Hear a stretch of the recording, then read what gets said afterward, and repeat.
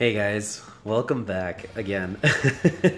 It's your man KP67s, and I know it's been like another age and a half since my last video, but I finally sorted through.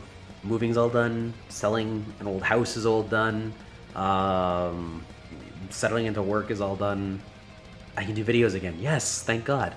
Okay, so today, what we're going to be doing today, we are going to be focusing on the Sith series as before, and today we're going to be talking about a little bit of a hidden gem, actually, the Sith Marauder. The Sith Marauder is a Sith attacker, and when you look at his stats here, he does have quite a bit of agility and strength, which means that he's going to have a very good amount of health, armor, damage, and critical chance. And yeah, his tactics are low, but you know, most characters are low. They're not dealing with special damage unless they're a special attacker. So here's how I've got him modded so far. Nothing too insane. He's got a little bit of health, a little bit of protection, a little bit of speed. I maxed out his critical damage. A decent amount of critical chance. I could bump it up a little bit more. An okay amount of physical damage. You know, you can always bump characters up. He is pretty tanky though. 30% for an attacker is it's pretty serious. That's quite a bit of armor for him, considering he's covered head to toe in armor. It makes sense. And his special stats are his special stats. No big deal.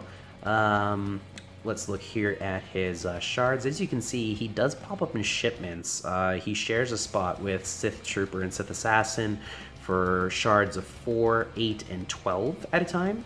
But obviously, since he is a free-to-play character, you want to go free-to-play, and he is located in Battle 6E in the Cantina on a 12 energy node, so he's a relatively quick farm, middle of the road, not as high as like a 16 energy node, or not as low as like, I think it was like, what, an 8 energy node for Geonodes and Soldier? I forget. But that's neither here nor there. So, after going over his shards, when you consider his gearing is also not the worst in the world. He requires 4 hypo syringes. He requires 3 carbontes. He requires like 3 of the Mark 9 data pads, which is a little annoying. But, you know, he doesn't require a ton of stun guns. He doesn't require a ton of stun cuffs. It's a pretty manageable amount of gear comparatively when you look at him versus everybody else. So, you know, he's a relatively quick gear as a result, and he is useful, very useful at his higher gear level, Gear 12 plus, etc., etc. So, going into his abilities here, we have his basics, Strength through Passion. It's a pretty straightforward one here. Deal physical damage to the target enemy and inflict offense down for 2 turns. Like I said, really basic. You hit the guy, you inflict offense down, bing bang boom, you're good. You know, not much to say about his basic. I do have quite a bit to say about his special though, Victory through Power. So, we deal physical damage to the target enemy and grant all allies potency up for 2 turns. If this attack scores a critical hit, you reduce the target's maximum health by 15% until the end of the encounter. For raid bosses, this attack ignores armor. So, there's a lot to unpack here. First off, he's granting potency up for 2 turns, which is huge for a debuff-heavy squad, and if the opposing side has a lot of tenacity, i.e. the heretic teams we see of Bastila Shan, and the other Jedi. And then also, when he scores a critical hit, he reduces the target's maximum health by 15%. So every time you're critting, essentially, based on how I'm reading it, every time you crit, you reduce their overall health pool by 15%. So if you're dealing with like a 40k target, you reduce it by 15% to a new max health level. And then you drop it over and over and over. It's a very good way to take a tanky character and actually make them very squishy. So that's got some utility there. And obviously, his attack ignores armor. You know, it's got a good amount of damage to it. It gets even better with his unique. But, you know, ignoring armor is always a great thing in the raid bosses because it allows you to maximize your damage with Marauder. And then finally, we have his unique here, the Force Shall Free Me. So the Marauder has plus 10% defense, plus 10% health steal, and plus 10% tenacity for each buff on all characters, allies, or enemies. Sith Marauder also has +2 critical chance, +2% offense, and +2% potency for each debuff on all characters, allies, or enemy.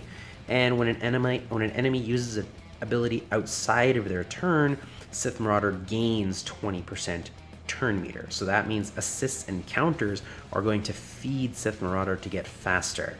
And as a result, you won't necessarily need to mod him with so much speed because he will gain it passively, especially if you're using him against assist heavy or counter heavy squads. So you can either turn him into a tank in and of himself because of all the defensive capabilities he gets, or you turn him into an offensive powerhouse based on debuffs. So, considering all those features in mind, we go to his modding here. As you can see, I've got 4 critical damage, 2 critical chance. I've got speed on the arrow. I've got critical damage on the triangle. I have health on the cross right now. I should probably change that out to offense, but I like the fact he had 13 speed, a little extra offense there. I'm sure I could probably switch out his mods a little better. I would personally think that if I had speed and offense to spare, I would put an offense cross on him with a speed secondary here. And then finally, protection. You know, it's a very straightforward attacker style mod set. You know, amplify your critical chance, amplify your critical damage, get your speed up, get your offense up. So, and, you know, for survivability, protection. So the 4 I would probably go with would be offense, critical chance, protection, and speed. But normally, with speed being such a big thing to focus on, I would actually drop that down on his list. I would actually prioritize critical chance and offense over speed in this case. It's still part of the 4, absolutely, but I don't think you need it as much as you would have previously. So, what are the uses for Sith Marauder here? So Sith Marauder is a very niche character, and I love me my niche characters, especially dark side characters. He really doesn't have very many uses outside of like the raids, especially, you know, when you look at phase 2 of the raid where you have Dark Scion of the Heroic Sith raid, where he just gains all this defense every time he throws, you know, Cycle of Pain, Cycle of Suffering everywhere. Marauder just ignores it all and hits him for everything he's got. So that's a good way to get a good amount of damage in on it on phase 2. But his usage I could see going up significantly now that we see assist heavy Jedi teams coming back. You know, Bastila, Grandmaster Yoda, Ezra, Hermit Yoda, they all call assists. Hell, General Kenobi calls a mass assist. They all call assists, which means that Marauder will just continuously gaining turn meter, and that's why speed really doesn't matter for him. In addition, with a Zeta Bastila lead, tenacity has proven to be a problem for Palpatine squads. However, just through one victory through power, you gain enough potency for Scion to land his pains, for Palpatine to stun and shock, for Vader to land his dots and speed down, and those debuffs actually end up really hurting a Bastila squad, a Jedi squad.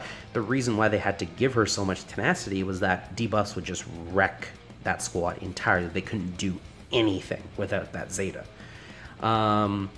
So I definitely see Marauder as a very, very solid counter to the mechanics of a Jedi squad. If you back him up with the proper Sith, the proper Empire characters, you could easily walk through a Bastila squad on, like, let's say TW Defense, or an Arena with, not that you would need it for Arena. If you have Traya, you're fine.